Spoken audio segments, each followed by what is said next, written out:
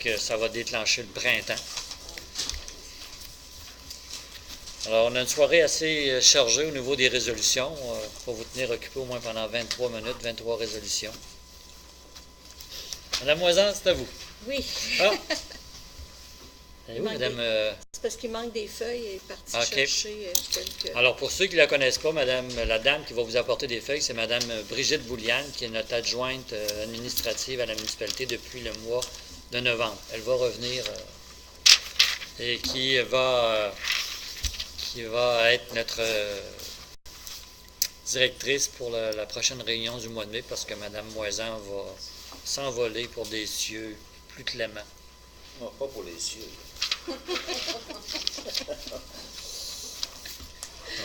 C'est le bleu. Alors, la séance a déjà été ouverte. Adoption de l'ordre du jour. Adoption du procès-verbal de la séance ordinaire tenue le 2 mars 2015. Rapport des inspecteurs en bâtiment de la MRC. Rapport des membres du conseil et du maire. Résolution. Appropriation du fonds de roulement et du fonds des parcs 2014. Adoption du rapport financier vérifié pour l'année 2014. Adoption du premier règlement numéro 557-2015. Règlement modifiant le règlement relatif aux permis et certificats ainsi qu'à l'administration des règlements de zonage, de lotissement et de construction numéro 304 et le règlement de zonage numéro 305 afin de créer la zone CA8, établir les usages pouvant y avoir cours et les spécifications associées, constituer les normes de construction et d'implantation des bâtiments de la classe d'habitation 2, retirer cette classe de la zone AA4 et établir les conditions d'obtention d'un certificat d'autorisation, les conditions d'utilisation et d'opération des camions-restaurants. Point 9, règlement d'emprunt numéro 558-2015, unité de service du service sécurité incendie. Au point 10, résolution pour l'approbation des achats du service de sécurité incendie. Point 11, résolution pour le mandat de surveillance agronomique à M. Patrice Thibault, agronome. Résolution pour un mandat d'évaluation au groupe Altus, évaluateur agréé. Résolution d'autorisation de paiement de pénalité à Hydro-Québec et Vidéotron. Résolution de demande à Hydro-Québec pour l'installation de l'éclairage ODEL. Résolution d'achat luminaire de rue, deuxième partie dans le cœur villageois. Résolution dérogation mineure au 1647, concernant le 1647 chemin Royal. Résolution code-part 2015 pour plus mobile. La résolution demande de subvention au PQM MADA, municipalité Amis des aînés. Résolution de appui financier au centre d'hébergement Alphonse Bonenfant, Résolution à l'appui financier à Musique, Arts et Sculpture pour la tenue de l'Ilan Blues. Résolution démarche en vue de l'acquisition du presbytère et du terrain des loisirs de Saint-Laurent.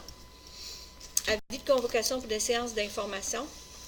Compte à payer, correspondance, période de questions et clôture de la séance au point numéro 26. Je propose.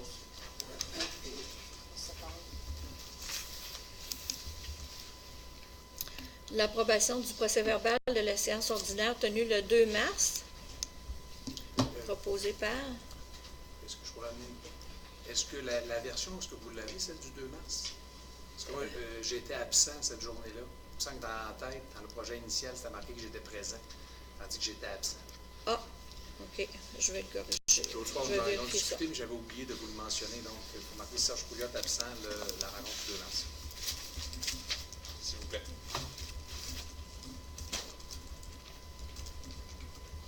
Est-ce qu'il y a un proposeur? Je propose. J'appuie.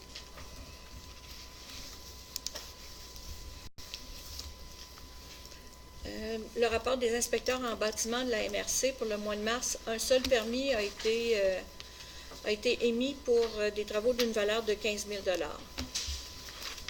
Le rapport du maire et des conseillers, Mme Pelletier. Bonsoir. J'ai assisté aux 3 séances privées qu'il y a eu le 10 mars, 23 mars et 1er avril. Monsieur Milot. Bonsoir. Comme ma collègue, j'ai assisté à la séance extraordinaire du 10 mars. Le 17 mars, il y a eu un comité consultatif d'urbanisme pour un dossier d'une citoyenne concernant une dérogation mineure. Le 23 mars, j'ai assisté à l'AGA du parc maritime de Saint-Laurent. Le 1er avril, j'ai assisté à la réunion extraordinaire de la municipalité. J'ai aussi travaillé 2 dossiers, soit celui concernant l'éclairage LED pour la partie village contenue dans le secteur des travaux. Et finalement, j'ai travaillé avec mon collègue, M. Gosselin, concernant les travaux éventuels de rénovation des installations électriques de la piscine. C'est tout pour moi. Merci. Monsieur Pouliot. Oui, bonsoir.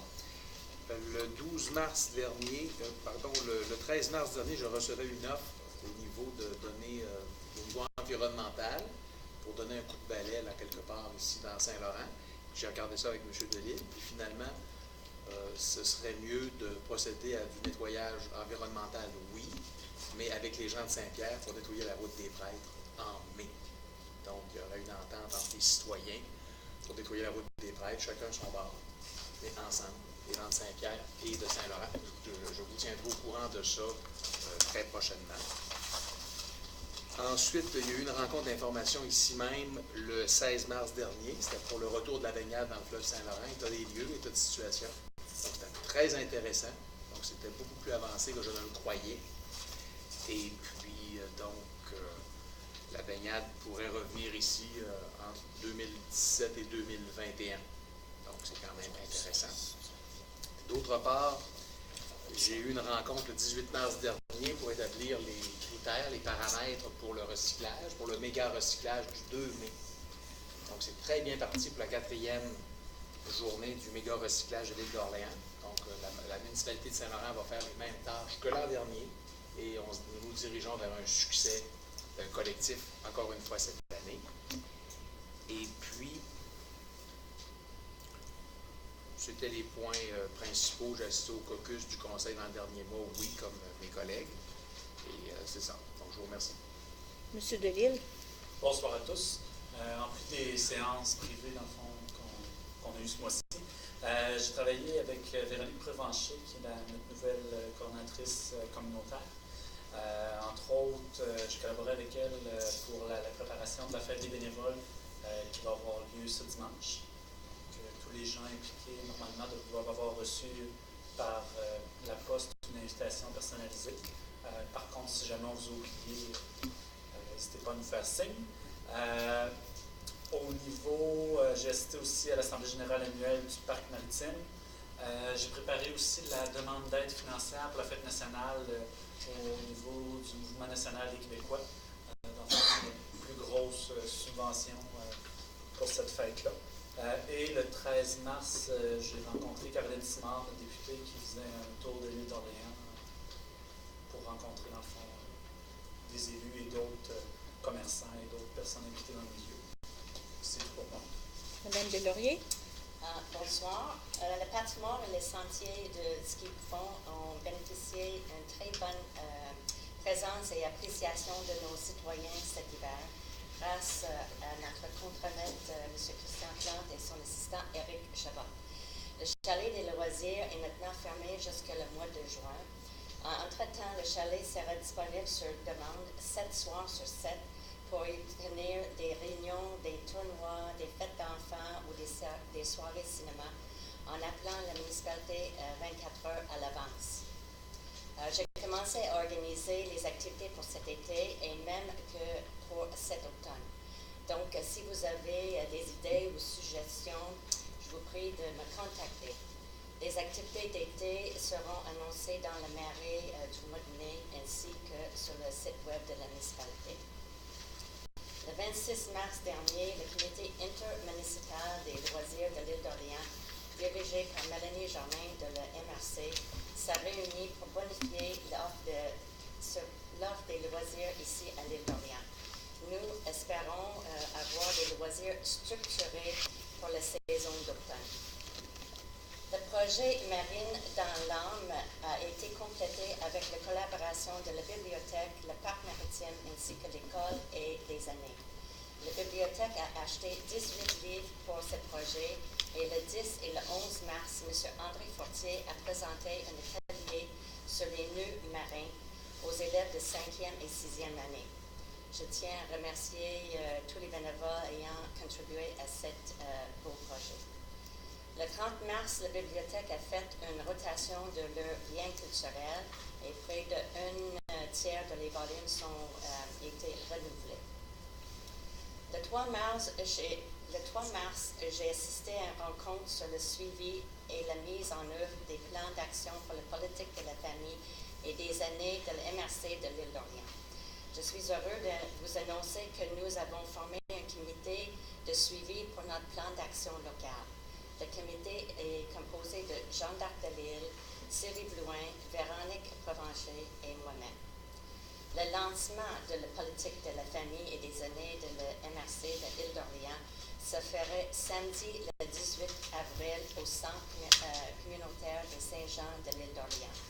Il y aura une fête familiale de 14h à 16h avec un goûter, de l'animation et une pièce de théâtre. Le lancement officiel se fera de 18h à 20h. C'est gratuit et tout le monde est invité. C'est aussi une bonne opportunité pour rencontrer les gens de notre municipalité. Vous avez jusqu'à aujourd'hui pour vous inscrire. Parlez-en à votre entourage. Notre nouvelle coordinatrice communautaire, Véronique Provencher, a débuté son nouvel emploi le 18 mars. Elle travaille présentement sur la mise à jour de la liste des bénévoles.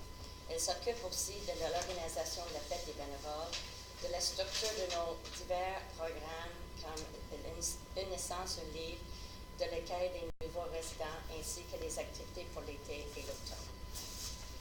Le 27 mars, j'ai participé à une belle rencontre avec le réseau Femmes et politique municipale de la capitale nationale.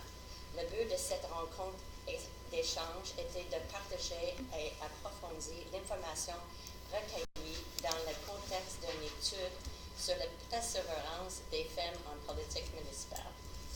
La municipalité travaille avec le parc maritime afin d'obtenir une subvention du programme d'infrastructure Québec Municipalité pour remplacer le chapiteau existant au parc pour une structure permanente qui pourrait être utilisée partout comme un lieu de rencontre. Cette initiative a été mentionnée dans notre plan d'action locale de la politique et une résolution serait adoptée ce soir. J'ai participé à toutes les séances préparatoires du Conseil et j'étais aussi présent lors de l'Assemblée générale annuelle de Parc Maritime. Merci et bon printemps. Monsieur Gosselin. Bonsoir. Donc, moi aussi, j'ai participé aux différentes rencontres du Conseil durant le mois. Comme je suis membre du comité consultatif d'urbanisme, j'ai participé aussi à la rencontre spéciale qu'il y a eu pour répondre à une demande de dérogation mineure. Le 21, il y avait une rencontre, une porte ouverte au bureau de la députée Mme Simard, de son bureau dans la côte de l'Église à Beauchâtel. Je me suis rendu à son invitation à la porte ouverte pour visiter les locaux et rencontrer le personnel sur place. J'ai aussi participé à l'Assemblée générale annuelle du Parc maritime. J'ai assisté à l'ouverture de soumission pour le camion de service incendie. Puis, j'ai été au cabanon de la piscine pour voir un peu la problématique qu'on a dans le fond au cabanon de la piscine, c'est que les vapeurs de chlore ont causé avec les années de la corrosion dans le système électrique, la boîte électrique principalement. Fait qu'on est à essayer de trouver une solution acceptable, permanente, puis qui répond aux normes pour s'assurer qu'on ait pu vivre ces problèmes-là dans l'avenir, puis de quelle façon on va remédier à la situation. C'est tout pour moi. Merci. Monsieur le maire. Rebonsoir. Bon, ben, toutes les activités que mes confrères ont participé, j'y étais, sauf celle du 10 de mars. Le 31 mars, on a eu un exercice au niveau de la MRC qui regroupait les directeurs, directrices générales ainsi que les adjointes et des gens de la Société traversée du Québec, du ministère des Transports du Québec, de la Sécurité publique, dans le but de simuler une fermeture du pont. Alors, de savoir comment les gens dans chaque administration municipale allaient réagir à cette annonce-là et faire le suivi. Ce fut une bonne façon de sensibiliser les directions générales des municipalités parce qu'ils croyaient qu'avec un plan de mesures d'urgence de chaque municipalité, que ça répondait à tous les besoins, mais ça les a vraiment sensibilisés à avoir un plan de mesures d'urgence advenant la fermeture du pont. C'est sûr que ce plan de mesures d'urgence-là va se rattacher au plan de mesures d'urgence de chaque municipalité, mais l'exercice a surtout sensibilisé les gens de l'administration, les administrations municipales à faire avancer notre dossier des mesures d'urgence. Et là-dessus, il y a un comité au niveau de la MRC qui est formé d'un conseiller par municipalité et de Mme Lina Labbé, qui est la mairesse de Saint-François, pour travailler le dossier advenant à la fermeture du pont. Ça ne veut pas dire que le pont est en mauvais état, c'est juste dire que la fermeture du pont peut arriver par un accident sur le pont, que ce soit un camion-citerne. On a vu le pont sur Chute-Montmorency qui était fermé pendant 3 jours parce qu'il y avait eu un accident avec un camion-citerne qui avait pris feu. Donc, on étudie non pas qu'est-ce qui va arriver, mais comment on va réagir et quelles seront les priorités à mettre pour les besoins. Est-ce que l'alimentation, les gens, les services de santé, etc. Donc, ça l'a beaucoup sensibilisé, comme pour me répéter, l'administration municipale. Et c'est un dossier qui devrait cheminer énormément en 2015. On a eu beaucoup de petites discussions avec nos ingénieurs concernant l'éclairage Odel qu'on veut mettre dans le secteur qui n'a pas été changé actuellement, pour finalement mettre un éclairage de la même intensité que ce qu'on a mis dans l'autre secteur de la municipalité pour éviter une trop grande luminosité pour les résidents dans le secteur. Ça l'a fait grincher un peu les ingénieurs parce qu'il y avait les normes du MTQ, mais le MTQ a accepté qu'on diminue l'intensité pour respecter l'environnement du cœur du village. Et le tout grâce à M. Milot qui a fait beaucoup de pression sur moi-même et les autres. Il y a aussi, on avait fait une demande d'études à la firme Lavalin concernant ce qu'on appelle un lit de séchage. Le lit de séchage, le but du lit de séchage, c'était de faire sécher les bouts des fosses septiques pour les gens non desservis par le futur projet d'égout collectif.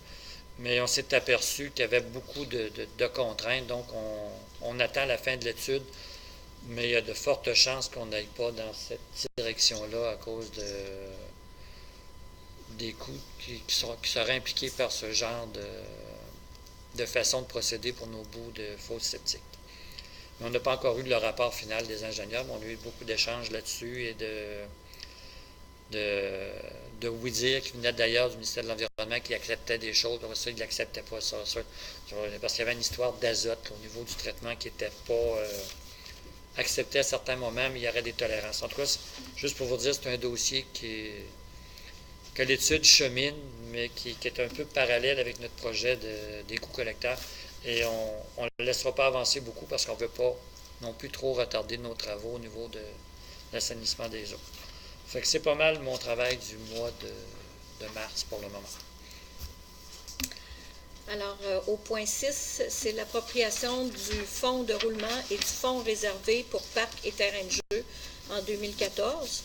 Alors, la proposition est d'appuyer l'appropriation de fonds du fonds de roulement tel qu'adopté en décembre 2013 par le plan triennal 2014-2016 pour la construction du cabanon électrique du chalet des loisirs au montant de 47 010,45 $, et pour l'éclairage de rue Odel, en la portion hors village, pour la somme de 21 056,88 pour un total de 68 067 $ à être remboursé sur une période de 5 années débutant en 2015, ainsi que l'appropriation de la somme de 5 859,66 $ provenant du fonds réservé pour parcs et terrains de jeu pour l'achat du gazebo de la piscine. au niveau du fonds de roulement, c'est lorsqu'on avait fait la résolution, on avait oublié de déterminer la période de remboursement sur 5 ans. Pour nous, c'était comme un automatisme parce que c'était dans notre plan d'infrastructure, triennal d'infrastructure, mais pour notre comptable, il faut le préciser par résolution. Quelqu'un pour proposer la résolution, s'il vous plaît? Je propose.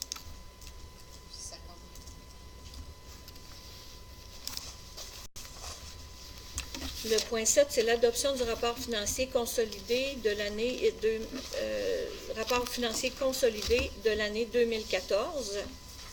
Alors, la proposition est d'adopter le rapport financier consolidé de l'année 2014 tel que préparé par les auditeurs indépendants Mallette et déposé par la directrice générale. Je propose. Je seconde.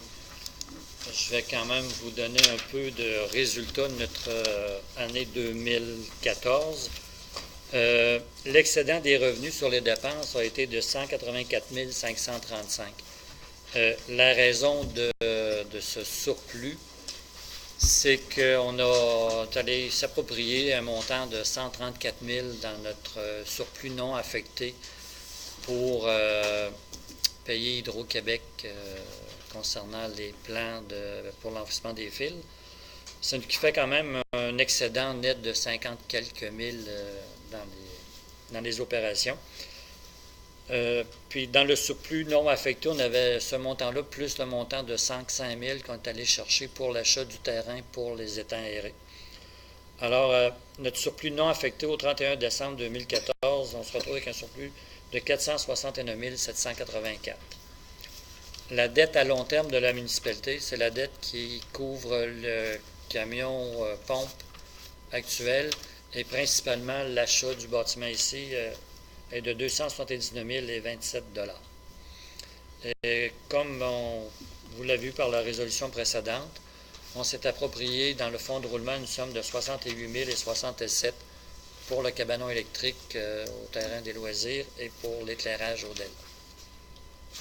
C'est pas mal. Si ça vous intéresse de savoir quel était le surplus non affecté au 31 décembre 2013, c'était 605 553. Donc, comme vous voyez, il y a un montant de 234 000 qui a été pris pour les deux items que je vous ai nommés.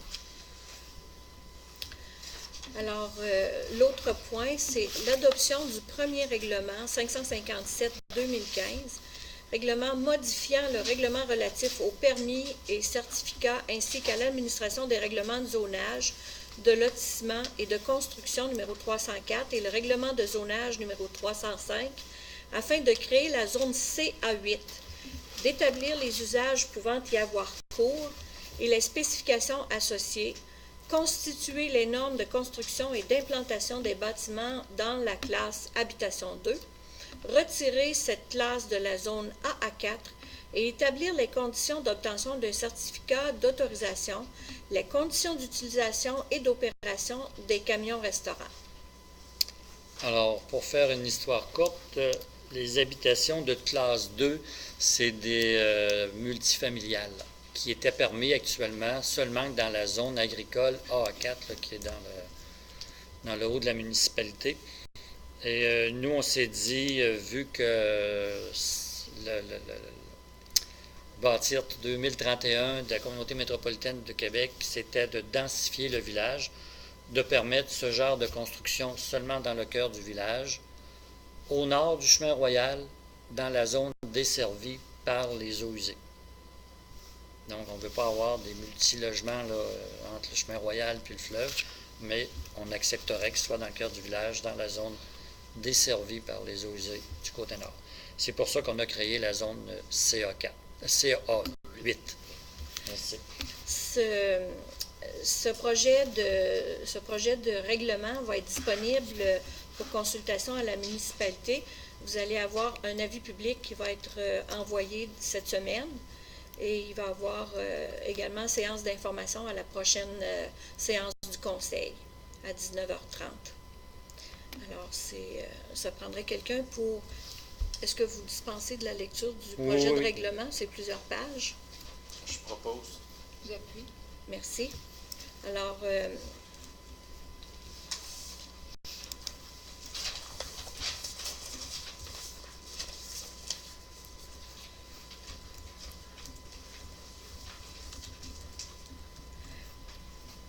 pour l'approbation du règlement, c'est proposé par, ça c'est pour la dispense, et également pour les deux? D'accord. Depuis les deux. Parfait. Le prochain point,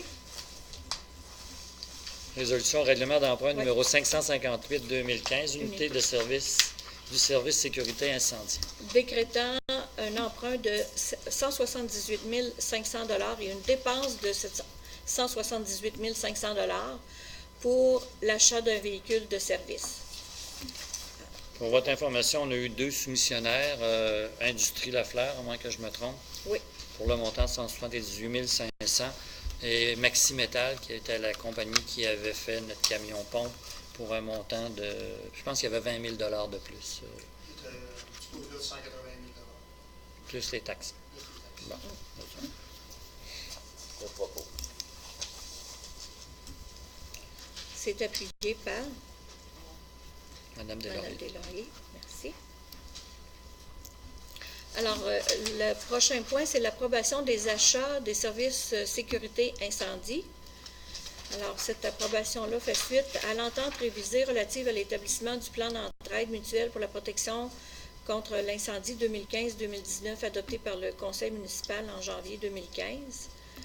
Et dans cette entente, l'article 12 spécifie que les municipalités devront approuver les investissements autorisés ainsi que tout achat par résolution. Je propose. J'appuie. En réalité, c'est les achats qui avaient été compris dans notre budget, mais pour répondre à la demande de l'entente. On les approuve tout en même temps, non seulement au moment de l'achat.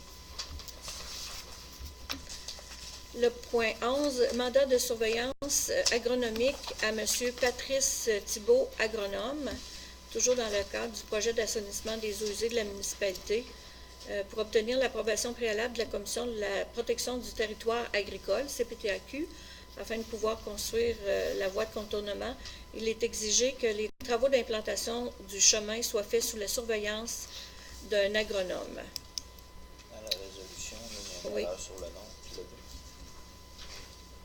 Ah, ici, tu as marqué Pierre au lieu de Patrice. Ah, d'accord. Patrice. Alors, c'est ça, dans notre avis préliminaire de la Commission de protection du territoire agricole concernant notre chemin de contournement, c'était une exigence qui nous mettait qu'on ait un agronome qui soit là lors de l'implantation du chemin de contournement et qui soit là aussi qu'il fasse un suivi et qui soit aussi là lors de la remise en état des terres agricoles. Alors, M. Patrice Thibault, c'est un agronome qui œuvre à l'île d'Orléans depuis 25 ans pour le réseau de lutte intégrée de l'île d'Orléans. Et nous avons offert à lui et à un autre agronome. Puis l'autre agronome a dit, bien, si M. Thibault offre ses services, c'est correct. Alors, c'est une personne qui a circulé tous les jours à Saint-Laurent puis qui touche plusieurs producteurs, qui travaille avec plusieurs producteurs qui sont touchés par la voie de contournement. Alors, c'est proposé par M. Gosselin et appuyé par J'approuve. Madame Pelletier. Merci. Le mandat d'évaluation à groupe Altus pour un évaluateur agréé pour l'évaluation d'un terrain. On a un terrain sur lequel on doit obtenir une servitude pour ce que nous on appelle l'émissaire domestique, c'est-à-dire le rejet au fleuve là, de nos eaux traitées. Et on a demandé à l'évaluateur de nous donner une idée de que peut valoir une servitude permanente de 5 mètres sur un terrain privé pour cet émissaire domestique pour pouvoir négocier avec la personne. Parce que le ministère des Transports, parce qu'il y a un égout pluvial aussi qui passe, le ministère des Transports offre une certaine compensation, mais qui est calculée par leur service d'évaluation ou d'acquisition seulement après les travaux. Alors, les citoyens, il y a mieux discuter avant qu'après. Puis pour nous, c'est bien important que ça avance assez vite parce que pour être capable de faire nos plans de vie, il faut savoir où on va passer. C'est proposé par... Pour une somme de 1 750 $, je ne sais pas si vous l'avez dit. 1750. Et je seconde. Le point 13, c'est l'autorisation de paiement des factures d'Hydro-Québec et de Vidéotron. Alors, c'est entendu, les démarches entreprises auprès d'Hydro-Québec, Vidéotron et Bell Canada la municipalité s'est engagée à défrayer les coûts encourus advenant l'adoption du projet d'enfouissement des fils. Alors, la proposition est d'autoriser la Pas directrice générale... l'adoption, mais l'abandon. Oui, l'abandon du projet d'enfouissement des fils. Alors, la proposition, c'est d'autoriser la directrice générale à payer la somme de 123 089,49 à Hydro-Québec et la somme de 13 493,98 à Vidéotron. C'est proposé par... Je propose. Appuyé. J'appuie. Et dans ce dossier-là, Bell Canada a décidé qu'il n'avait pas suffisamment travaillé pour nous charger des frais d'honoraires.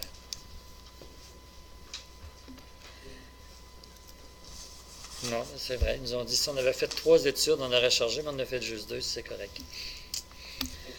Le point numéro 14, c'est une demande à Hydro-Québec pour l'installation de l'éclairage Odell, remplacer les potences actuelles pour l'éclairage Odell. Je propose. Parce que l'entente qu'on a avec le ministère des Transports, c'est que nous, on achète les luminaires et les potences qui vont nous rembourser lorsque nous aurons signé l'entente. Puis c'est Hydro-Québec, pas Hydro-Québec, c'est la MTQ qui paye la pose des nouvelles potences et des nouveaux luminaires. Bien, ça s'équivaut parce que sinon, il y aura déplacé les anciennes. Et par M. Gosselin. Parfait, merci. L'achat des luminaires de rue, bien là, on a un petit écueil, alors ça va être... C'est reporté peut-être à une séance extraordinaire. la semaine prochaine parce qu'on s'est rendu compte que dans une des soumissions, il y a, M. Milo, des photos. En fait, c'est que chaque luminaire le soir allume grâce à une photocelle sur le dessus de l'appareil. Dans la soumission la plus basse, ne sont pas inclus. Et là, on va devoir demander c'est quoi le prix pour les inclure. Et ça pourrait faire changer l'ordre du fournisseur le plus bas. Ça, on est bloqué. On vient juste de s'en rendre compte.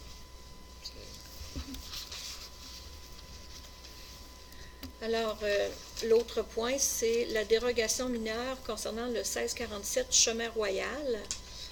Alors, cette dérogation, c'est d'accepter la recommandation faite par le comité consultatif d'urbanisme de réputer conforme la marge de recul latéral sud-ouest de la verrière de 1,91 m, alors que l'article 12.2 du règlement de zonage stipule que la marge de recul latéral doit être de 2 mètres.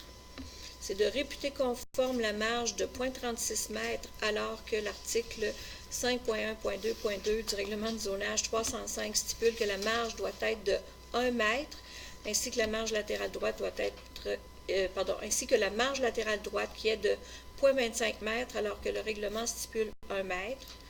Réputer conforme la superficie maximale du garage, qui est de 71,40 mètres carrés, alors que l'article 5.1.2.2 du règlement de numéro 305 stipule que la superficie maximale doit être de 65 mètres carrés. De plus, la municipalité appuie la position du comité consultatif d'urbanisme de refuser, en vertu de l'article 113, paragraphe 16 de la loi sur l'aménagement et l'urbanisme, d'accorder une dérogation mineure concernant l'implantation de la piscine dans la bande de protection riveraine, car cela contreviendrait à l'article 145.2 sur cette même loi. C'est une résidence qui a fait des demandes de permis, mais qui ça n'a jamais été conforme. Alors, c'est pour... Je propose. Monsieur Pouliot. Au point 17, c'est la résolution pour la quote-part 2015 pour Plus Mobile. Alors, ça aussi, c'est un très grand texte pour la résolution. C'est un montant de 4,25 4,25 $ par habitant pour l'année 2015. Et donc, le quote-part établi est à 6 676 et 75 sous. Prends quelqu'un pour... Propose. J'appuie. Parfait.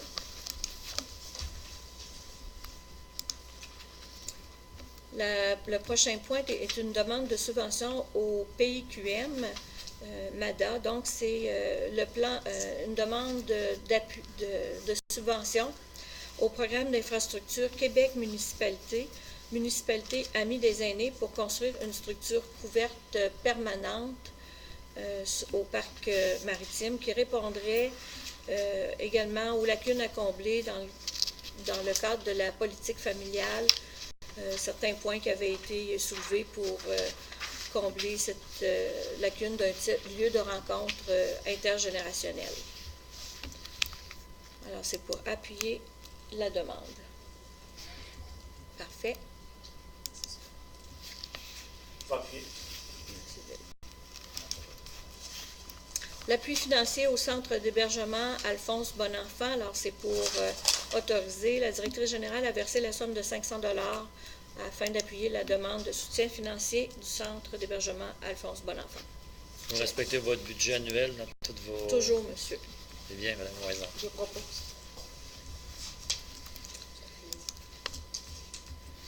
La seconde demande est un appui financier à Musique, Arts et Culture pour la tenue de l'Île en Blues les 14 et 15 août prochains,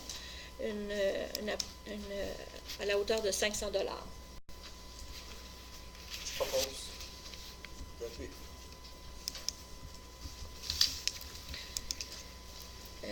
La prochaine résolution, point 21, démarche en vue de l'acquisition du presbytère de Saint-Laurent.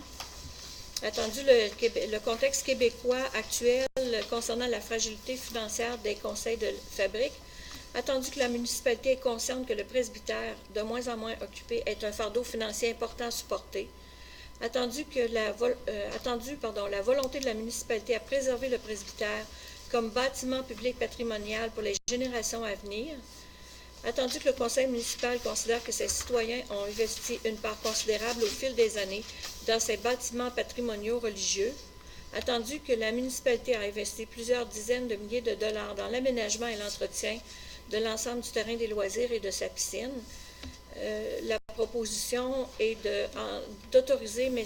Yves Coulombe ainsi que les conseillers Julien Milot et Louis Gosselin afin d'entreprendre des pourparlers avec le conseil de la fabrique dans le but de faire l'acquisition du presbytère et ou du terrain des loisirs de Saint-Laurent. Mme Deslauriers. J'appuie. Pardon, Oh, M. Pouliot. Alors, l'avis de convocation pour séance d'information, c'est concernant la modification au règlement de zonage dont on a parlé tout à l'heure pour créer une zone CA8 dans laquelle permettre la classe d'habitation 2, donc logement multiple, ainsi que établir les conditions d'obtention d'un certificat d'autorisation, les conditions d'utilisation et d'opération des camions-restaurants. Donc, c'est une séance d'information qui aurait c'est lieu. le 2 mai. Le 2 mai, c'est un samedi. C'est un samedi, le 2 mai. Pardon, Le excusez. 2 mai, c'est le méga recyclage. C'est le 4 mai. Lundi, le 4 mai, pardon. Alors, lundi, le 4 mai, à 19h30, juste avant la séance du conseil. Un avis public va être envoyé cette semaine. Les comptes à payer pour le mois de mars 2015 s'élevaient à 216 091,66 $. Il y en a quelqu'un pour proposer Je propose. quelqu'un pour appuyer, s'il vous plaît. J'appuie.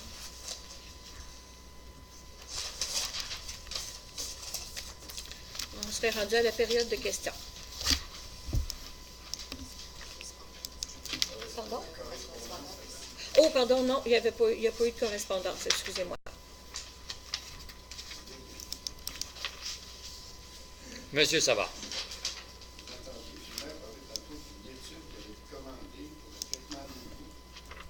Pour un lit de séchage dans le but de traiter nos bouts de fosse septique dans la municipalité et les revaloriser.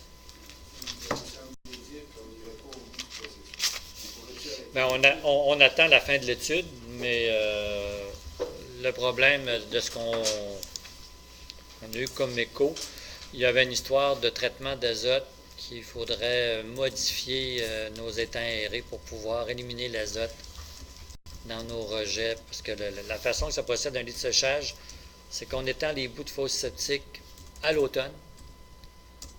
Le lixivia ou le jus ou je ne sais pas trop quoi s'en va dans une espèce de bassin de rétention.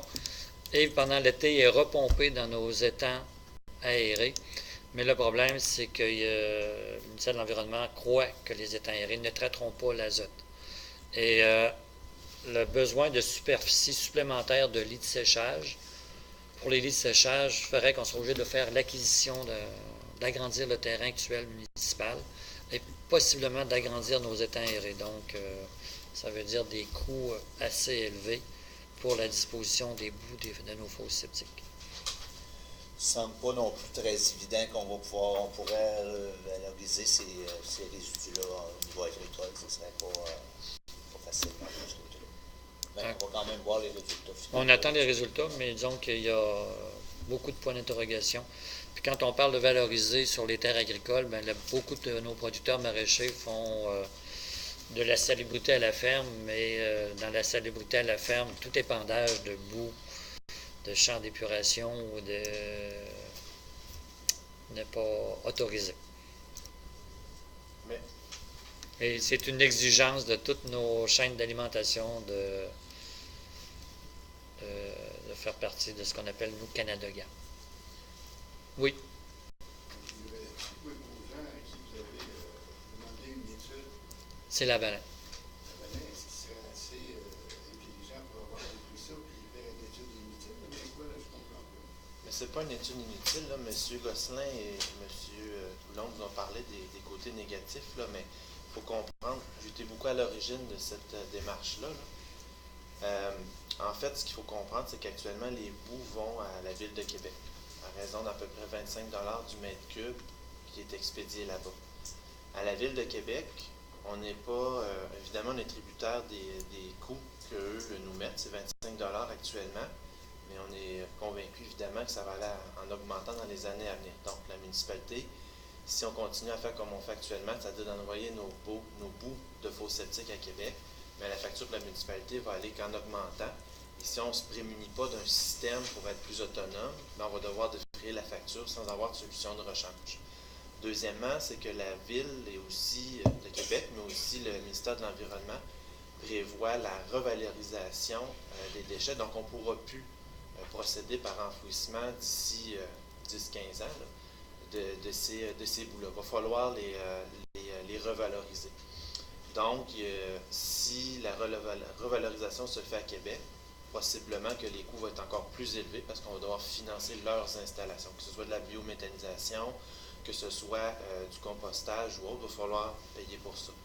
Donc, l'étude a pour but de voir cette solution de lit-séchage-là, s'il y a une possibilité pour qu'on devienne complètement autonome de Québec avec nos bouts, celle évidemment du réseau et celle aussi des autres résidents sur le territoire de la municipalité, de manière à ne pas être tributaire des augmentations ou des changements de direction de la Ville de Québec. Donc là, la question de l'azote, M. Fournier au SNC a discuté avec le ministère de l'Environnement et finalement, bien, il semblerait que l'azote n'est plus une considération.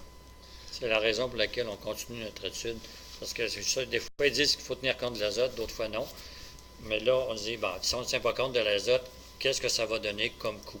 Et il faut dire aussi que en regardant ça, on s'est dit, ben là, on va aller jusqu'à la fin de notre étude pour la municipalité, mais est-ce que ça pourrait devenir un projet pour toute la MRC dans des lieux qui sont peut-être plus appropriés que où on fait nos installations pour à Saint-Laurent. Fait que c'est pas une étude pour mettre sur une tablette, c'est une étude pour continuer à cheminer dans le dossier. Monsieur Savard. Je me souviendrai, moi, dans les sens où vous avez déjà parlé, à un moment donné, de faire du compostage à l'île d'Orient, puis ça avait été mis de côté aussi pour des raisons aussi bien exactes à l'époque. Maintenant, si on s'en va traiter des bouts qui s'étaient exploités en général, je pense, dans le compostage. Et c'était la MRC qui voulait s'occuper de tout ça. Est-ce qu'on pourrait remettre à l'ordre du jour avec la MRC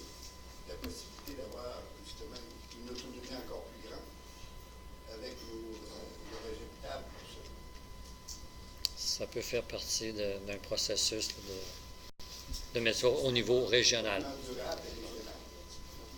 De le faire plus régional que municipal. C'est pour ça que les lits de séchage, on s'est dit, comme l'étude était avancée, on va attendre la conclusion.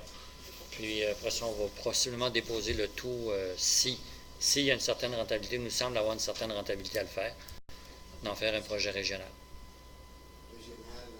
Et merci. D'autres questions? Monsieur Pouliot.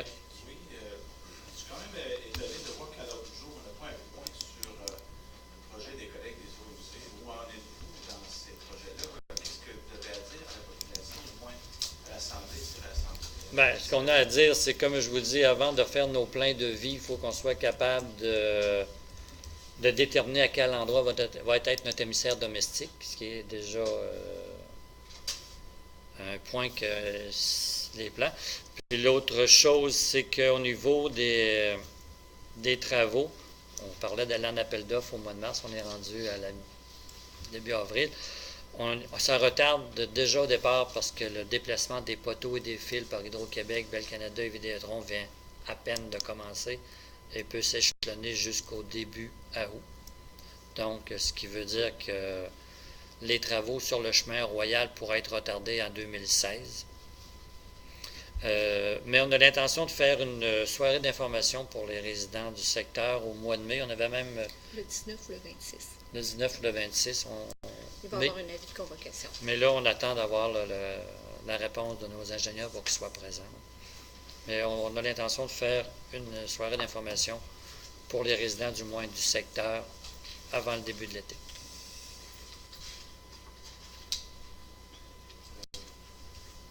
Une autre question? Monsieur Boisvert. Pour le véhicule de pompier, c'est un nouveau véhicule, c'est quoi? C'est un nouveau véhicule qu'on appelle une unité de service. C'est un camion dans lequel on met des équipements de pompiers, appareils respiratoires, des bonbonnes, des équipements qui donnent des hélisphères, etc., etc. Et ça fait déjà quelques années que nos pompiers nous en parlent. J'ai débattu énormément au niveau de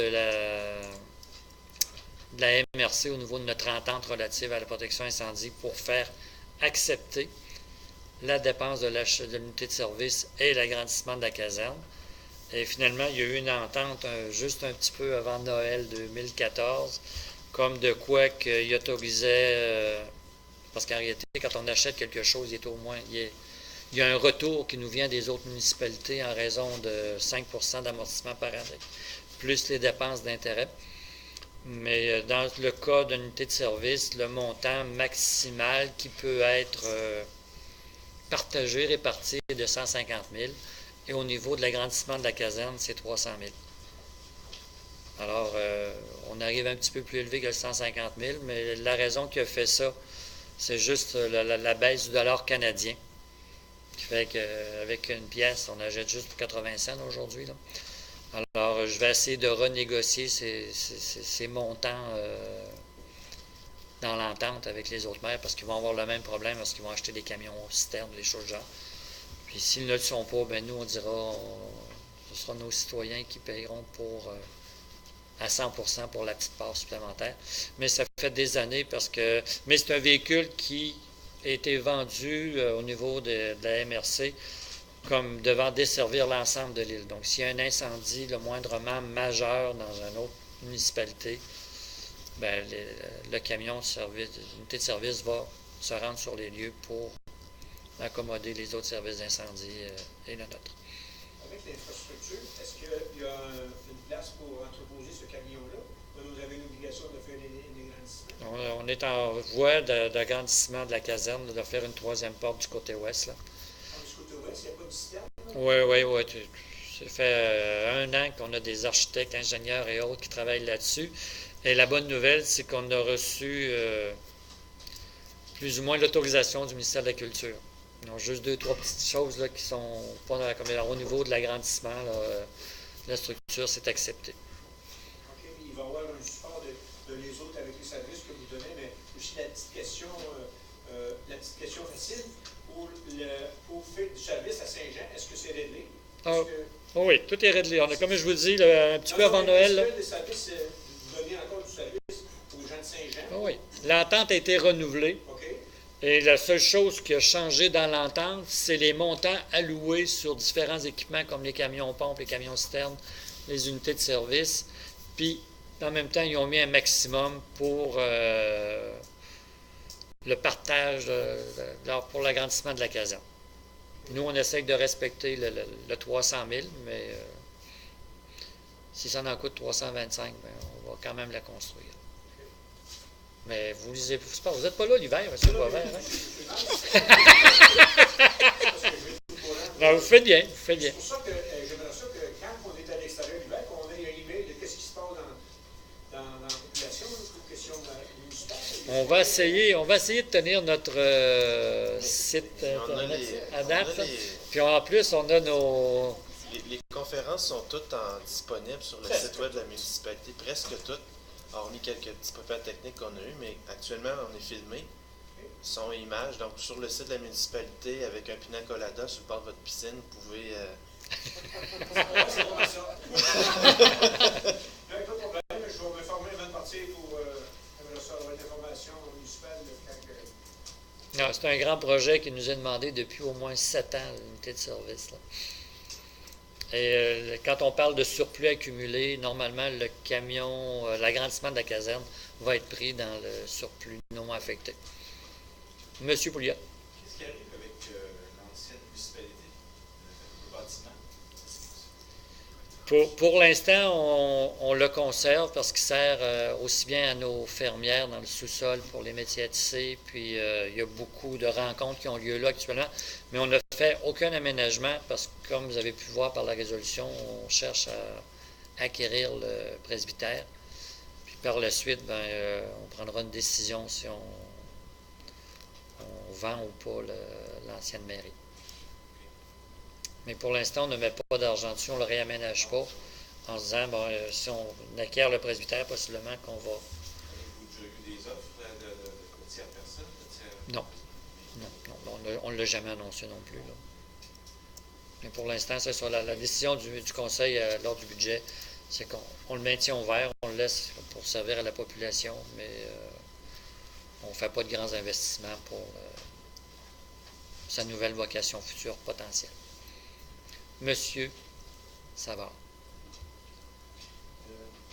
Mandat d'évaluation au Val-Plus, Oui. pour un terrain sur lequel passerait le plus émissaire. C'est ça, l'émissaire domestique. Il est situé où? Il est situé, comment je pourrais bien vous dire, dans le bas de la municipalité, passé la station-service, mais avant le restaurant.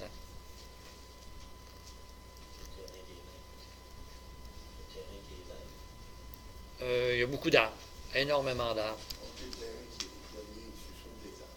Non, il y a un chalet. Un chalet. Un chalet non habité, mais il y a un chalet. Le ministère des eaux usées, il va juste en faveur du terrain. Pas sur les. On espère. Sur les terrains, on préférerait qu'ils soient en excavation parce que c'est moins cher que souterrain. Parce qu'on a déjà un pluvial qui passe là aussi. Non, on ne creuse pas sa berture, mais on va creuser sur le terrain, puis on va... Oui. Mais à partir... Au lieu de partir du nord du chemin royal, on va appeler ça avec une taupe ou en souterrain, on va partir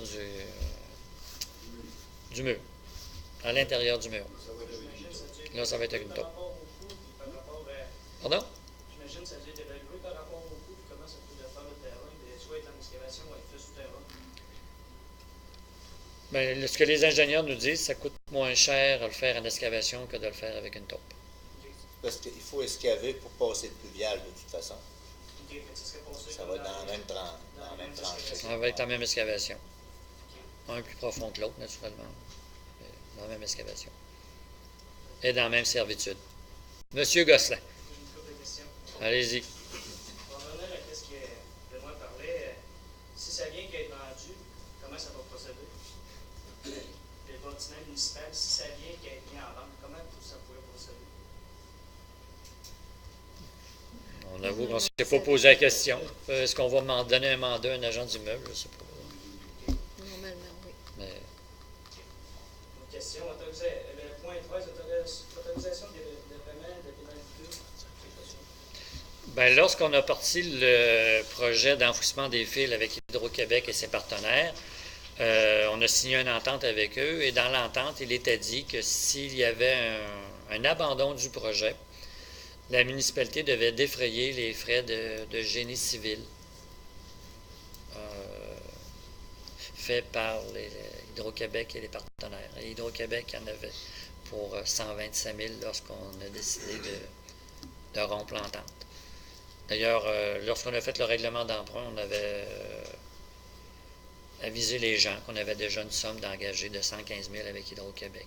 Donc 95 000 plus 18 000 avec Vidéotron. Mais c'était les chiffres du moment où on a donné l'information. Alors on respecte notre signature.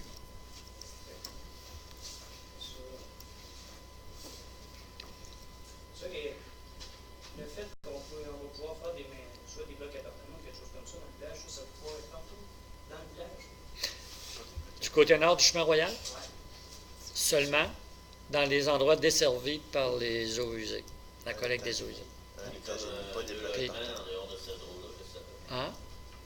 Deux logements en dehors de cette zone-là, qu'est-ce que ça fait? La seule chose qui est permis à l'extérieur, si ma mémoire est bonne, là, c'est le bigénérationnel ou... c'est ça, bigénérationnel. Oui. Mais c'est pas des blocs appartements, c'est un étage et demi.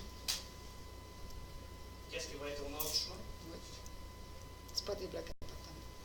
OK. Dans le CA C'est un 8. Dans le CA Dans le nouveau CA8.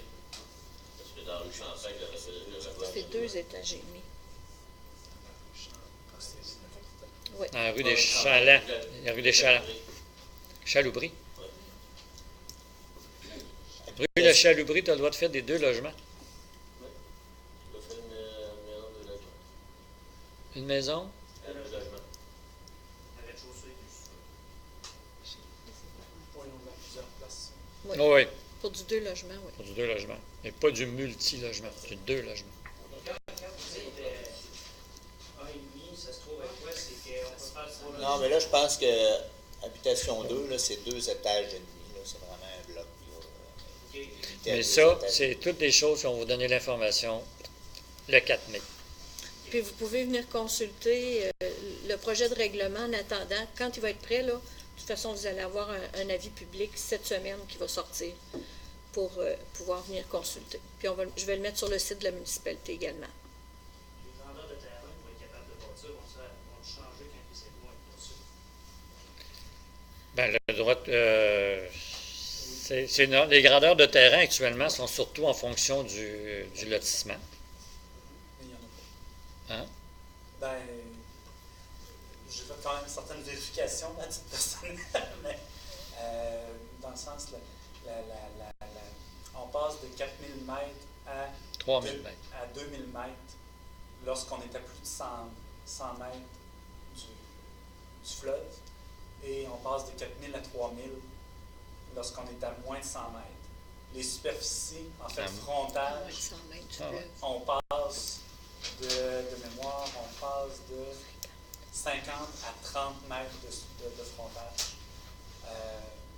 Puis pour avoir fait un peu le tour sur la matrice, là, il n'y en a pas.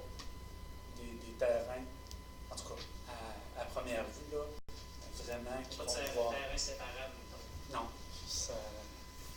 Celui qui a passé le plus proche, c'est le duplex en face de l'ancienne épicerie.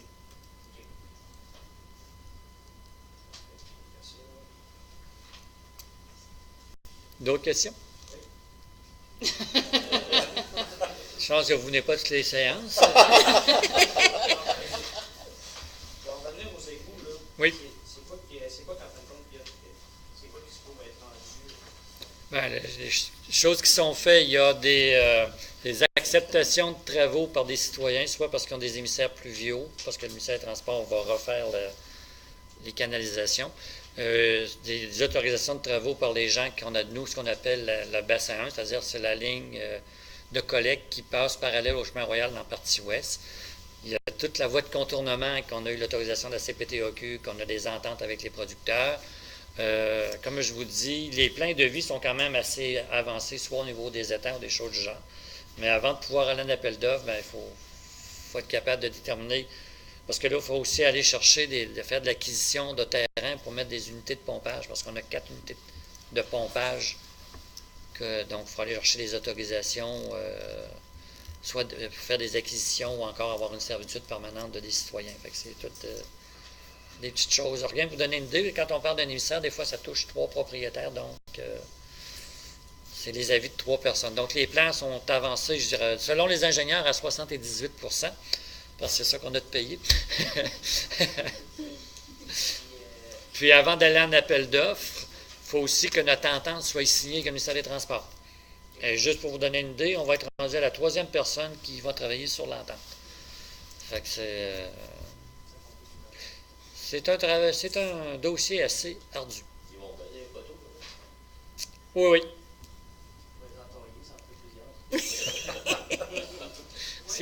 Madame Delille?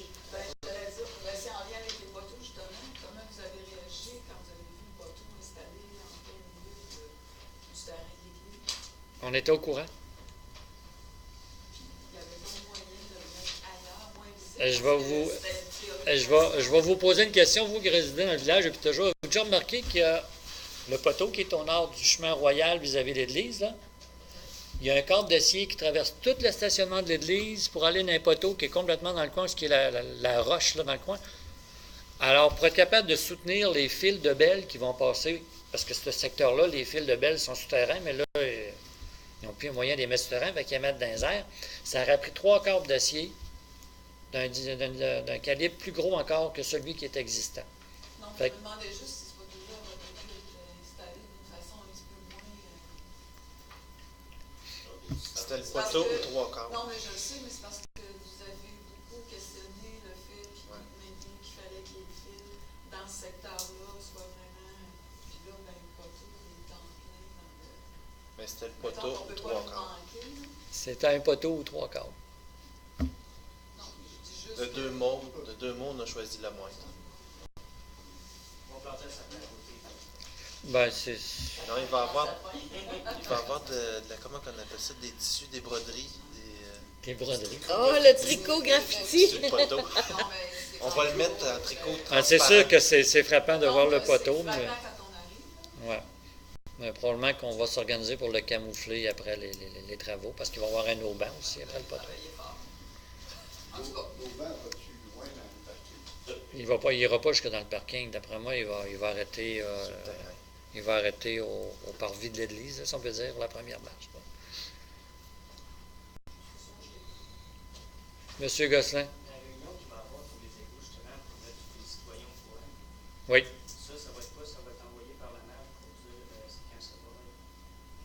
Ça va sûrement être Par la poste. Par la poste, un public. Oui. Je pense qu'il y a plusieurs citoyens dans le village qui ne savent pas en tout comment ça va marcher. Mais nous, pour être capable de leur donner de l'information. La réunion en tant que telle, je pense qu'elle va être vraiment bonne pour rassurer tous les gens de savoir comment ça va marcher. Oui, c'est le but.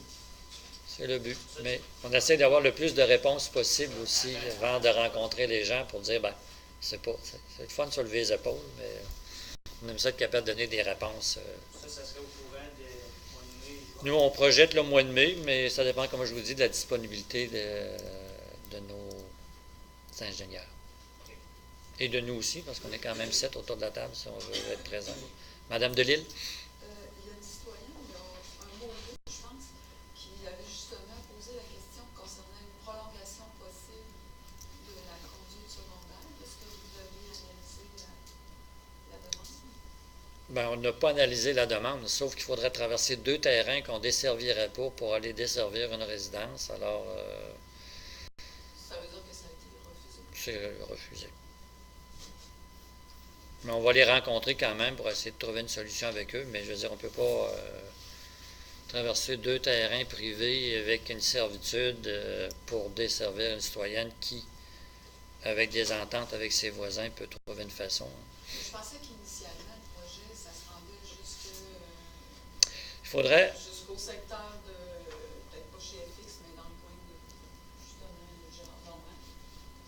pas à quel moment ça a été modifié, mais il me semble que c'est pas ça. Ben, il faudrait que je le regarde, les premiers plans initiés il y a X années, là. Nous, on a toujours parlé d'une collecte parallèle, mais j'avais jamais remarqué à quelle adresse ça s'arrêtait. Mais la logique, quand il y a juste une résidence sur un terrain qui puisse se brancher. Donc là, ça s'arrête où exactement? Ça s'arrête chez M. Mador ou Mme d'Anjou. Mais eux autres, est-ce qu'ils sont ouverts? Oui. Mais il y a juste une résidence. Oui, on est juste à côté, là. C'est parce que là, on est juste à côté. On n'est pas obligé de traverser 2 résidences pour aller desservir. Quand on passe sur le terrain, là, je ne sais pas qui l'habite, mais un exemple, l'ancienne maison de M. Henri Filion. Donc, il est collé sur le chemin royal. Pas pourquoi on irait de passer une conduite en arrière. Ils n'ont pas besoin. Ah non, je posais juste la question parce que vous disiez une résidence. Oui, mais c'est parce que l'autre est loin du chemin royal, puis la gravité n'est pas vraiment existante. Mais on ne va pas chercher 2 servitudes pour desservir une personne. C'est la continuité de la conduite. Monsieur Savard. Je reste un petit peu sur ma fin au niveau de la résolution numéro 15. Achat luminaire, là. Oui, on l'a reporté, monsieur Savard. On dit qu'on vient de s'apercevoir qu'il n'y avait pas de photocell. Quand on demande une soumission, on demande ce qu'on veut avoir. Vous savez, la soumission a été préparée par l'ingénieur spécialisé en éclairage. Et nous, on n'a pas nécessairement tout vérifié. Puis c'est M. Milo qui, en regardant ce soir la soumission, s'est aperçu qu'une des firmes notait qu'il n'y avait pas de photocell.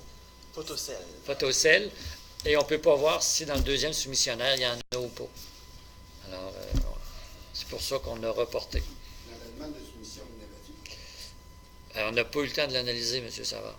S'il y en avait une de demander dans la soumission, puis qu'il y en a un qui ne l'a pas, puis l'autre là, celui qui ne l'a pas, il est non conforme. Oui, mais on n'a pas eu le temps de le vérifier, puis c'est pour ça. Oui, mais c'est plus judicieux de ne pas accepter pour défaire quelque chose, une question de report d'une semaine. Non, c'est correct. On va... Il faut juste comprendre pourquoi, là. Parce qu'on... C'est correct. Monsieur Gosselin-Père. Yes. Le mandat de surveillance agronomique. Oui. C'est lors de la conception puis du démantèlement du chemin de... C'est lors de l'implantation de la voie de contournement. Parce qu'on va l'implanter pour être sûr qu'on passe à des endroits. Puis il y a aussi de la surveillance pendant qu'ils vont aménager. Autrement dit, qu'ils vont bien séparer, parce qu'ils nous ont mis des exigences, la CPTOQ. Séparer la terre arable là, des choses. Donc, c'est... Puis, donc, de surveiller pendant qu'on va faire. Puis à la fin, pour voir si on va décompacter et remettre en état les terres comme elles étaient au début des... Ah oui, c'est toute beauté. Mais... C'est ça. Quand on fait affaire avec des organismes qui protègent les terres agricoles, hein? Ben, c'est ça. Fait que non, c'est correct. Le bâtiment qui va être fait au parc maritime, oui. Ça se trouve être quoi? C'est enlever la structure qui est en toile pour mettre un vrai bâtiment? C'est quoi quand il faut être fait? Ben, c'est d'enlever la toile en partant, là, puis de faire un bâtiment en bois permanent. Mais fermé ou ouvert? Ouvert. Ouvert. Plus comme un pavillon. OK. Avec des tables, c'est quoi? Ça va être aménagé dans le même genre que c'est là? Oui.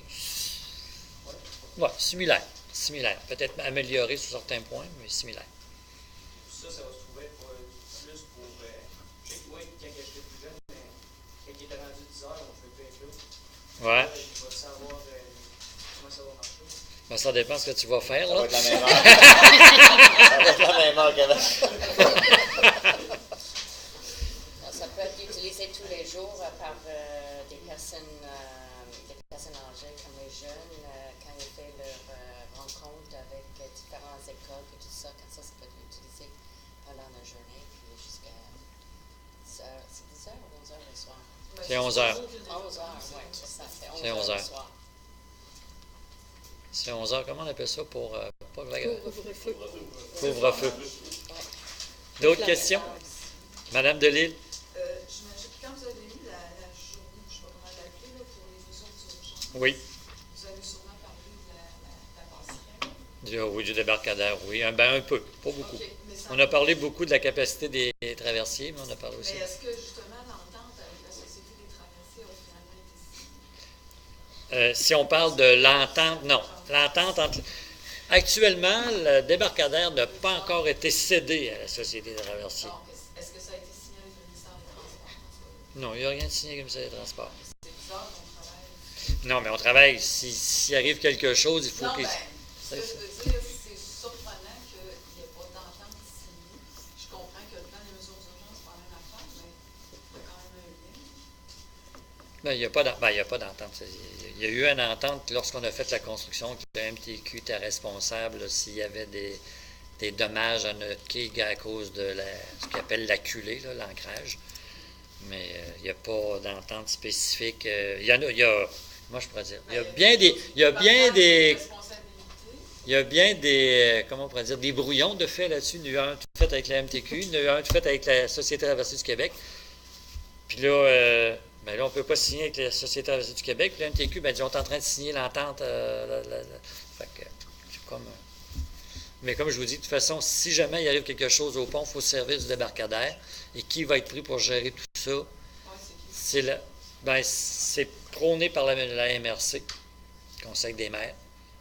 Mais naturellement, dans chaque municipalité, il va y avoir des obligations de contrôle des passagers, etc., etc. Parce qu'à un moment donné, ils ne peuvent pas tout appeler à la MRC pour dire, moi, je veux prendre le bateau demain matin à 9 h. Là. Donc, ça va être chaque municipalité. Mais en tout cas, ce n'est pas encore plein de détails. Là.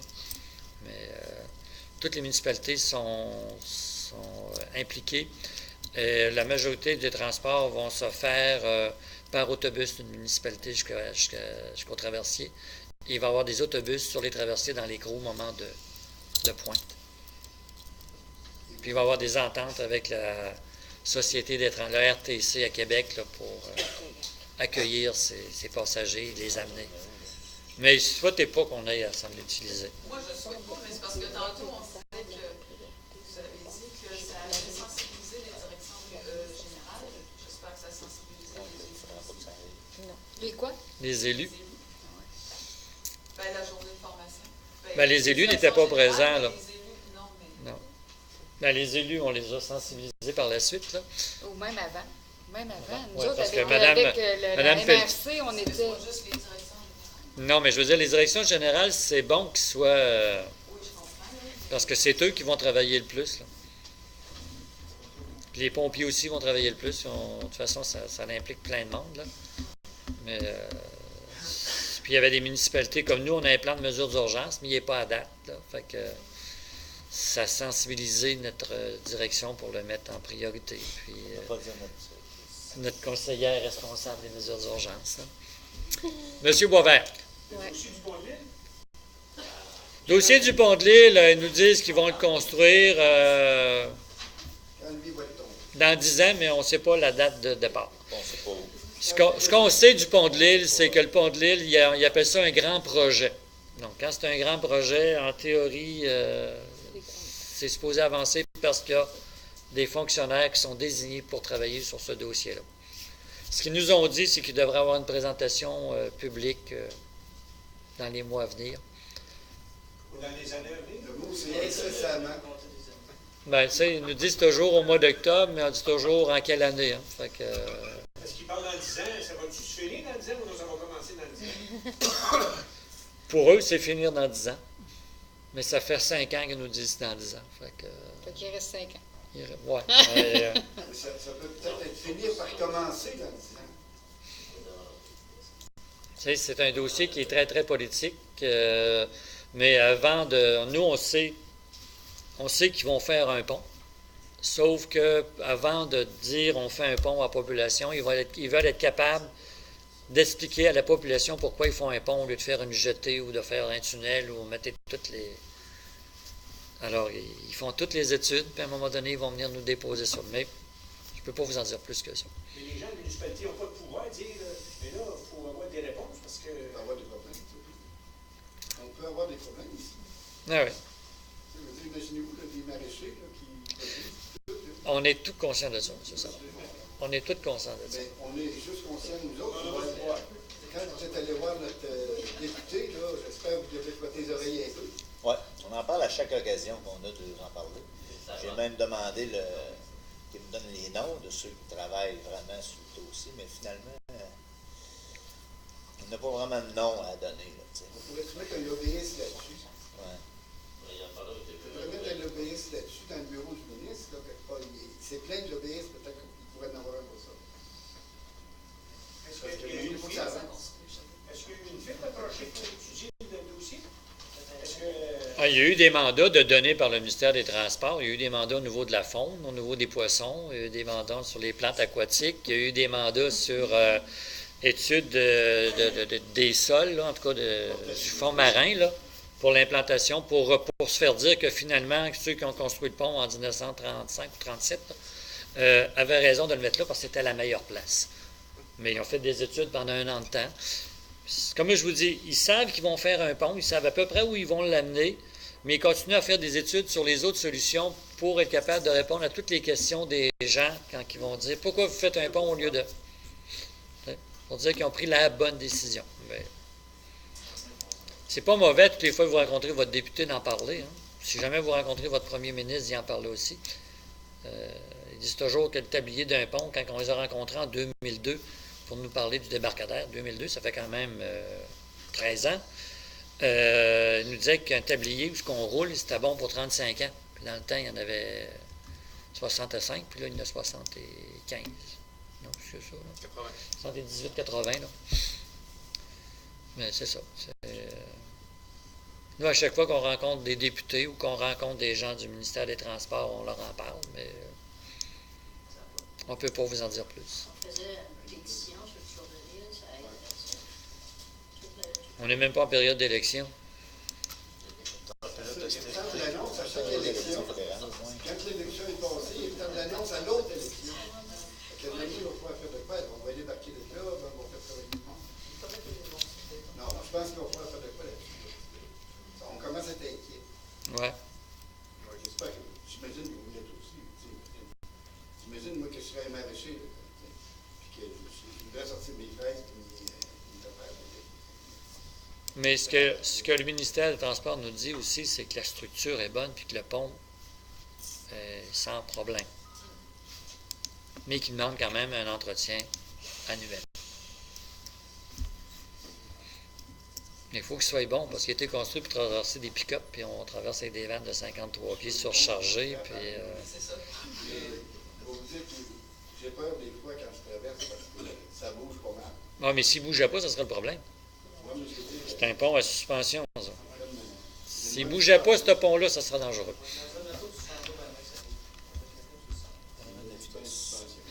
Est-ce qu'il y a d'autres questions? Madame de Lille. Une dernière. Est-ce que vous allez participer au lancement de la politique familiale? On devrait être là pour aller manger à 6h15. Oh, oui, Vous avez réservé? Moi, j'ai réservé. C'est aujourd'hui, la C'est parce que... Aujourd'hui ou demain? Ou demain. Bon. D'autres questions? Juste comme ça, les activités, il y en a-tu prévu? Je pense qu'il y a à part le festival de blues. Au terrain de jeu? Il faut avoir d'autres choses de prévues pour vous adapter à d'autres. Ah, ben, c'est sûr que... Il y a la fête nationale. La fête nationale 23 et 24. Je dirais que c'est la prochaine. Ça se trouve être le 24? 23 et 24. Les 2 jours? Oui. Avec les spectacles les 2 jours? Oui.